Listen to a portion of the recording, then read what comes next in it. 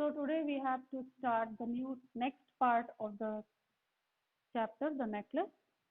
We are on page number 42 and from starting, let's revise once again.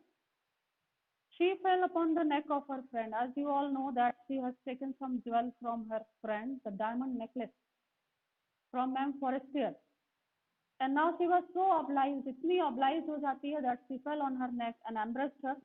उसे गले से लगा लेती है with passion, then went away with her treasure. और फिर उस हार को लेके वो घर चली जाती है. Who is she? कौन लेके जाती है? What is the name of that lady? Matilda Loisel. Matilda Loisel. Always remember her name. The day of ball arrived. After some time, the party day had come. वो दिन आ जाता है when they had to join the ball dance there. Ma'am Loisel was a great success. उस दिन उसे लगता है कि आज वो सबसे ज्यादा सफल है because she was looking the most pretty woman of that party. She was the prettiest of all. वो उन सब में सबसे प्यारी थी. Elegant, gracious, शानदार, गौरवपूर्ण, smiling and full of joy, मुस्कुराती हुई, खुश, सबसे ज्यादा खुश थी वो. All the men notice her, हर पुरुष का ध्यान उस पे गया. आस्क्ड हर नेम, उसका नाम पूछा. And wanted to be presented, और अपने आप को जाके इंट्रोड्यूस करते थे उसके सामने. शी डांस्ड विद इंथ्यूजियाज्म, उसने साहस के साथ डांस किया सबके साथ. इंटॉक्सिकेटेड मीन्स मानो नशे में थी. प्लेजर, किसका नशा था? खुशी का नशा. थिंकिंग ऑफ नथिंग, कुछ नहीं सोच रही थी. बट ऑल दिस एडमायरेशन, केवल इस प्रशंसा के बारे में सोच रही थी. This victory so complete and sweet to her heart, ये जो विक्ट्री थी, ये जो जीत थी, वो उसके दिल के काफी करीब थी. यही तो वो चाहती थी लाइफ में. She went home towards 4 o'clock in the morning, करीब 4 बजे सुबह वो घर जाने के लिए तैयार होती है, जाती है. Her husband had been half asleep in one of the little saloons since midnight. आधी रात से ही उसके पति को नींद आ रही थी और वो एक बगल में सलून था. सलून मीन्स एक छोटा सा कमरा था, रिटायर रूम था, वहां पे वो ऊँघ रहा था. With 3 other gentlemen, 3 और दूसरे सज्जन थे जो वहां पे थे. Whose wives were enjoying themselves very much, जिनकी पत्नियां बहुत एंजॉय कर रही थी उस पार्टी को और वो अपना आराम से डांस कर रही थी, कुछ भी कर रही थी. वो ऐसे पति, 3 और पति और चौथा इसका पति, ये सभी वहां रिटायर रूम में जाके डॉजिंग कर रहे थे, ऊँघ रहे थे. He threw around her shoulders the modest wraps they had carried. एक शॉल लेके आए थे वो. जब चलने लगे तो उन्होंने अपनी पत्नी को यानी मटिल्डा को शॉल उड़ा दिया. Whose poverty clashed with the elegance of the ball costume. आज उसने जो ड्रेस पहनी थी उसके साथ वो शॉल मैच नहीं कर रहा था, क्योंकि शॉल पुराना था और ड्रेस बिल्कुल नई ब्राइट थी, मैच नहीं कर रहा था. इसलिए she wished to hurry away in order not to be noticed by other women. वो जल्द से जल्द वहां से निकलना चाहती थी ताकि दूसरी औरतें उसके ऊपर ध्यान न दे सके कि देखो शॉल कैसा पुराना पहना, ड्रेस तो बिल्कुल नई है. ऐसा ना हो. Who were wrapping themselves in rich furs. इन महिलाओं ने कीमती कीमती फर में अपने आप को लपेट लिया था, यानी अच्छी कीमती शॉल जो होती थी वो ओढ़े हुए थी. लॉयसल डिटेंट हर, लॉयसल उसे रोकते हैं और कहते हैं वेट, इंतजार करो. Said he, I am going to call a cab. मैं एक काम करता हूँ, एक कैब यानी गाड़ी वाले को बुला के ले आता हूँ. गाड़ी वाला कौन? घोड़ा गाड़ी चलती थी वहां पे. But she would not listen, लेकिन उसने नहीं सुना. And she descended the steps rapidly, तेजी से सीढ़ियां उतरते हुए नीचे आ गए. When they were in the street, जब वो गली में पहुंचे तो they found no carriage. उन्हें वहां कोई कैब या कैरेज या गाड़ी या तांगा कुछ नहीं मिला उनको वहां पे. And they began to seek for one. अब उन लोगों ने एक गाड़ी को ढूंढना शुरू किया, तलाश करना शुरू किया. Hailing the coachman whom they saw at a distance. थोड़ी दूरी पे उन्हें एक कोचमैन दिखा, गाड़ी वाला दिखा, उसको वो आवाज देते हैं, बुलाते हैं आवाज से. They walked along towards the river. जब वो नहीं आया तो ये पैदल ही चल पड़े नदी की ओर. And shivering, कांप रहे थे, सर्दी काफी थी, सुबह का टाइम था। Finally they found one of those old carriage. अंत में उन्हें एक पुरानी बग्घी मिली या पुरानी गाड़ी मिली। That one sees in Paris after nightfall. ये वो बुजुर्ग गाड़ी वाले होते हैं जिन्हें दिन में काम नहीं मिलता, तो वो रात में निकलते हैं कि रात बिरात जब किसी को जरूरत पड़ेगी या कोई, वहां तो रात को भी जगह रहते हैं लोग, पार्टी वगैरह चलती रहती है, तो ऐसी स्थिति में हमें भी कोई काम मिल जाएगा। तो पुरानी गाड़ी, पुराने चलाने वाले और इस तरह के लोग जिन्हें रात में भी कभी जरूरत पड़ जाती है, वो अपना हायर करते हैं, काम चलाते हैं। तो ऐसी ही एक उन्हें गाड़ी वहां पे दिख जाती है। It took them as far as their door. और ये जो गाड़ी वाला था वो उन्हें उनके दरवाजे तक लेके जाता है। एंड दे वेंट वियरली, थके हारे, अप टू देयर अपार्टमेंट। थके हारे अपने अपार्टमेंट में यानी अपने घर पे जाते हैं। It was all over for her. उसके लिए सब कुछ खत्म हो चुका था। इतनी सुंदर पार्टी, इतना अच्छा एंजॉयमेंट, सब खत्म हो चुका था। एंड ऑन हिज पार्ट, जहां तक हस्बैंड की बात है, he remembered that he would have to be at office by 10 o'clock। अचानक उसे याद आता है कि अरे बाप रे, 10 बजे तक ऑफिस से पहुंचना है और 4 से 5 तो बज ही गए होंगे लगभग। She removed the wrap from her shoulders before the glass. इधर वो आती है, शीशे के सामने खड़े होके एक बार अपना शॉल हटाती है, सोचती है कि एक बार और सुंदरता देख लूं शीशे में, अभी चेंज कर लूंगी तो इतनी सुंदर नहीं लगूंगी। तो अपने शॉल को हटाती है for a final view of herself in her glory, क्योंकि उसको अपनी सुंदरता को एक बार फिर फाइनली देखना था। Suddenly she uttered a cry.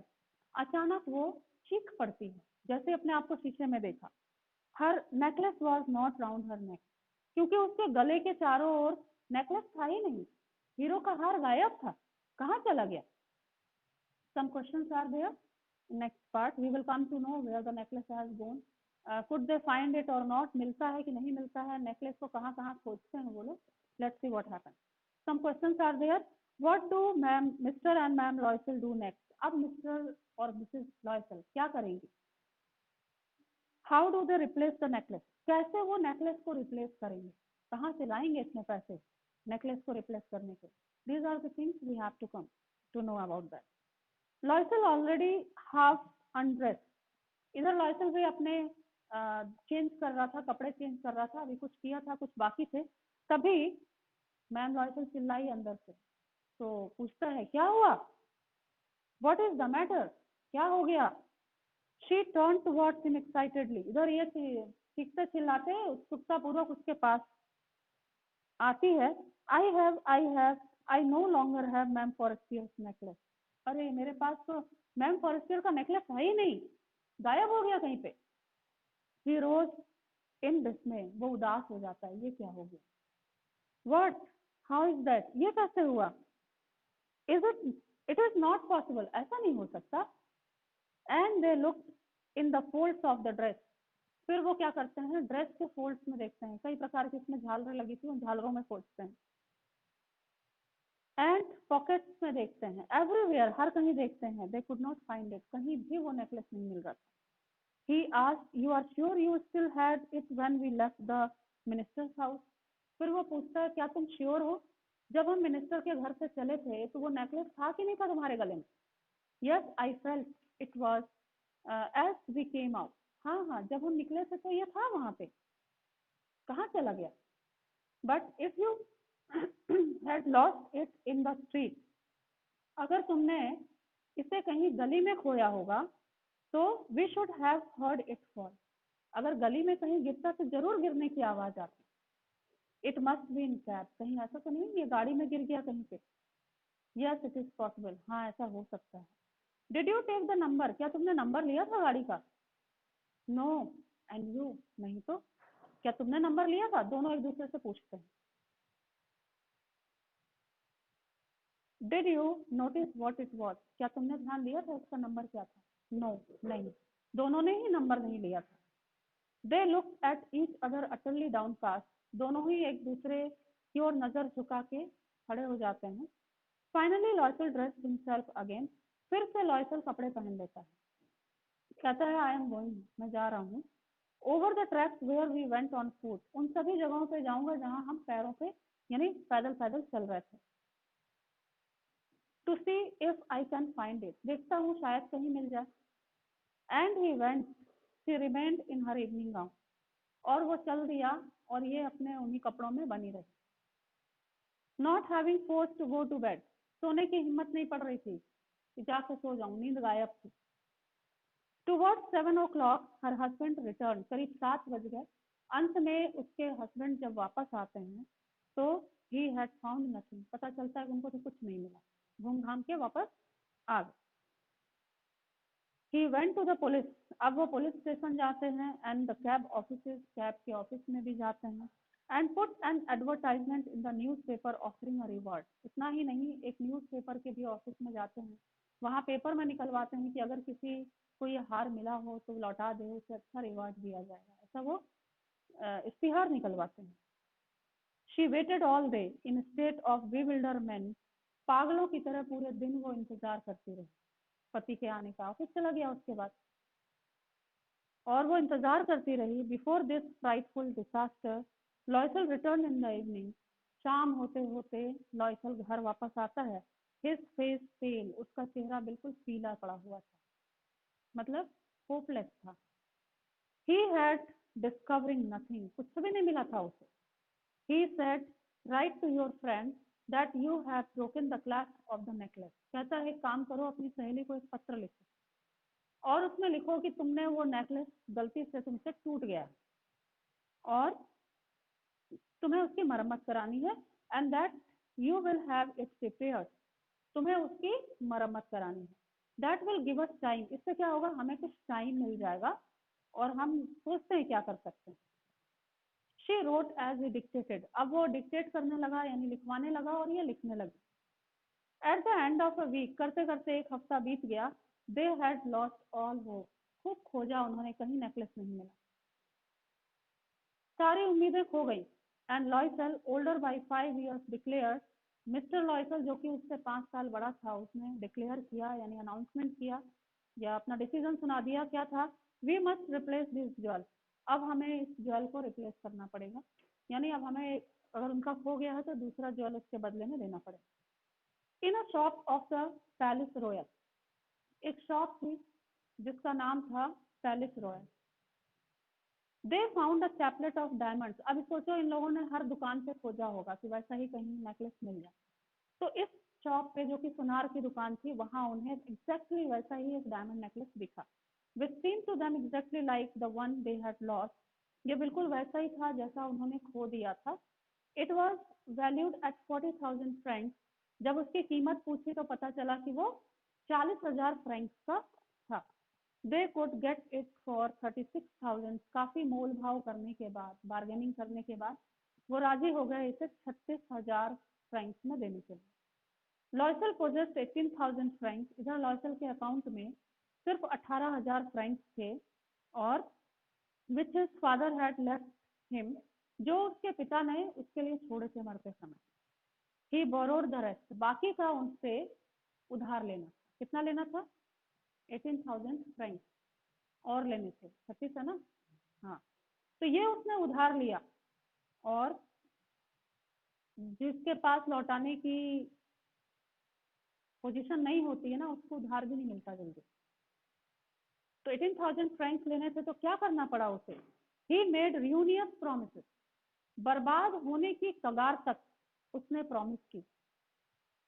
Took money from यूजरर्स, साहूकारों से पैसे लिए जो बहुत ज्यादा इंटरेस्ट करते हैं और फिर मजबूरी में पैसे देते हैं, उनका इंटरेस्ट बहुत ज्यादा होता है, उनका बिजनेस ही यही होता है, पैसे को पैसे करते रहो, लेते रहो, ब्याज से कमाते रहो, उनसे लिया। And the whole race of lenders, और जितने भी उधार देने वाले लोग थे सबसे उसने कुछ ना कुछ उधार लिया। Then he went to get the new ring necklace, और फिर उस नए नेकलेस को खरीदने के लिए वो गया।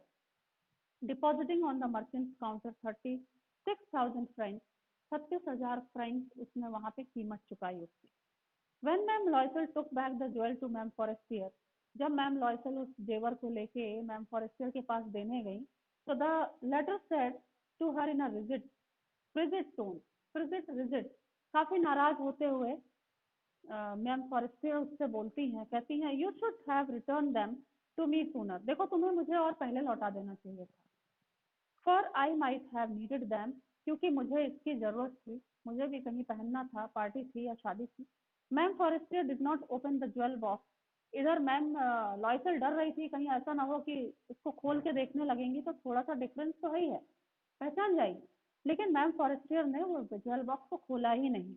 And ma'am Loisel feared she would, जैसा कि इसे डर था कि खोल के जरूर देखेगी। What would we she think, वो क्या सोचेगी मेरे बारे में। She should perceive the substitution, अगर उसे पता चला कि ये सब्सटीट्यूट किया गया है, था कुछ और रखा कुछ और गया है, क्या सोचेगी मेरे बारे में। व्हाट शुड शी से, क्या बोलेगी। Would she take her for a robber, कहीं वो उसे चोर तो नहीं समझ लेगी।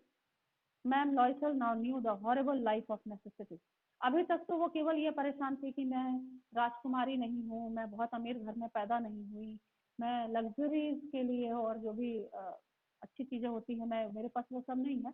लेकिन अब उससे वास्तव में पता चला कि नेसेसिटी क्या होती है, आवश्यकता क्या होती है, और ये उसे खतरनाक जिंदगी थी जो उसने महसूस की। शी डिड हर पार्ट, उसने अपनी तरफ से पूरी कोशिश की कि मतलब हस्बैंड के साथ में उसने कर्ज लिया था उसको चुकाने में जो भी वो मदद कर सकती थी। हाउएवर कंप्लीटली हेरोइकली, पूरी तरह से साहस पूर्वक, हेरोइकली मतलब साहस पूर्वक, इट वॉज नेसेसरी टू पे दिस फ्राइटफुल डेप्थ, ये खतरनाक डेप्थ चुकाना बहुत जरूरी था। शी वुड पे इट, वो जरूर इसे चुकाएगी। They sent away the maid, कमाती तो नहीं थी लेकिन खर्चों को कम करके वो इस डेप्थ को चुकाने में हेल्प कर सकती थी। सबसे पहले उसने क्या किया, अपनी काम वाली बाई को हटा दिया, मेड को हटा दिया। दे चेंज देयर लॉजिंग, पहले थोड़े अच्छे अपार्टमेंट में रहते थे, वहां का किराया ज्यादा था, अब उन्होंने अपना घर चेंज कर लिया, किराए से भी कुछ पैसे बचने चाहिए। They retired rented some room in an attic, एक बड़ी सी बिल्डिंग जो कि गोडाउन टाइप की थी, वहां पे जाके उसने एक कमरा ले लिया जो कि रहने लायक बिल्कुल नहीं था लेकिन पैसे बचाने थे। She learned the ओडियस work of kitchen, kitchen का काम अभी तक नौकरानी करती थी, अब उसने खुद वो काम करना सीखा। ऑडियंस मतलब उबाऊ काम, नहीं पसंद आता था उसको, थकाने वाला काम। शी वॉश द डिशेज, बर्तन धोया करती थी। She wash the soil linen, कपड़े जो किचन के कपड़े होते हैं, मिट्टी विट्टी लग जाती है, गंदी हो जाते हैं, उन कपड़ों को वो धोया करती थी। देयर क्लॉथ, अपने पहनने वाले कपड़ों को धोती थी, ओढ़ने बिछाने वालों को। एंड डिश क्लॉथ, और खाने पीने की चीजों पे जो ढके होते थे उन कपड़ों को साफ किया करती थी। Which she lined on the line to dry, line मतलब तार, और ले जाके तार पे या रस्सी पे उनको सुखाया करती थी। She took down the refuse, मतलब कचरा, जो घर का कचरा निकलता था, जो रिफ्यूज निकलता था उसको ले जाके to the street each morning, हर सुबह अपने घर का जो रिफ्यूज होता था, जो कचरा होता था, उसको ले जाके वो नीचे रोड पे डस्टबिन था वहां फेंकने जाती थी। And brought up the water, साथ में खाली बाल्टी ले जाती थी, उधर से पानी बाल्टी की भर के लाती थी। उस घर में पानी नहीं था, ऊपर था वो भी, मतलब गोडाउन जो था ऊपर का घर था, क्योंकि अभी बताएगा सीढ़ी चढ़ती थी एक सांस लेने से, तो बाल्टी में पानी भर के लाती थी। और stopping at the east landing to catch her breath, कभी उसे सांस नहीं आती थी बाल्टी में लाते समय। एक एक सीढ़ी पे वो बाल्टी को रखती थी, फिर एक सांस खींचती थी, फिर एक बाल्टी चढ़ाती थी एक सीढ़ी पे, ऐसे करके वो मुश्किल से पानी ढो के लाती थी। फिर and clothed like a women of people, जैसे भिखारने कपड़े पहनती हैं उस तरह के पुराने कपड़े पहनती थी, कभी साबुन नहीं लगता था कपड़ों में। And she went to the grocers, grocers के पास जाती थी, सब्जी वाले के पास, राशन वाले के पास। एंड बुचर्स, कसाई के पास जाती थी मीट लेने के लिए। एंड द फ्रूटर्स, और फल वाले के पास जाती थी फल लेने के लिए, फल फिर भी खाती थी। With her basket on her arm, अपने हाथों पे, यानी अपनी कभी कभी कंधे पे, कभी कभी हाथों में बास्केट को लटका लिया करती थी। शॉपिंग करती थी। Haggling, sorry haggling to the last sum, SAU sou लिखा है, लास्ट साउ ऑफ हर मिजरेबल मनी, एक एक पैसा वो गिन गिन के अपने छोटे से पर्स से निकाला करती थी। ये वहाँ का सबसे छोटी यूनिट है पैसे, जैसे हमारे यहाँ पैसा होता है, फिर रुपया होता है, वैसे वहाँ पे साउ और फ्रेंच की बात की गई है। एक एक पैसे को मोल भाव करके लड़ाई झगड़ा कर लेती थी दुकानों पे, और रेट कम करवा के वो लेना चाहती थी। द हस्बैंड वर्क इवनिंग, इधर हस्बैंड की भी बड़ी दुर्दशा थी, बेचारा शाम तक तो ऑफिस में काम करता था जहाँ भी। Putting the books of some merchant in order, किसी मर्चेंट की किताबों को, जैसे मान लो किसी लाइब्रेरी में काम कर रहा है या किसी बुक शेल्फ पे काम कर रहा है, बुक स्टॉल जो होती है वहां पे वो उसकी बुक्स को लाइन से रखता था, कुछ कुछ काम करता था। एंड नाइट, और रात को ओवर टाइम भी करता था। He often did copying at 5 hours a page, एक पेज की कॉपी करने के लिए उस समय ये नहीं हुआ करते थे, यानी फोटो कॉपी की मशीन तो होती नहीं थी, अगर किसी को 4 प्रति बनानी है तो वो देख के लिखा जाता था। एक पेज को कॉपी करने के उसे 4 साव मिलते थे, सॉरी 5 साव मिलते थे, तो वो क्या करता था, पेज को कॉपी किया करता था रात रात भर बैठ के। At this and this life lasted for 10 years, 1-2 साल नहीं, 10 साल तक ऐसी ही जिंदगी कटी उन लोगों की। Eight the end of 10 years, 10 साल होने के बाद, दे हैड रिस्टोर्ड ऑल, सभी का कर्जा वो चुका चुके थे। Ma'am Loisel seemed old now, तकलीफ की जो जिंदगी होती है इंसान को बहुत जल्दी बूढ़ा बना देती है, ठीक है।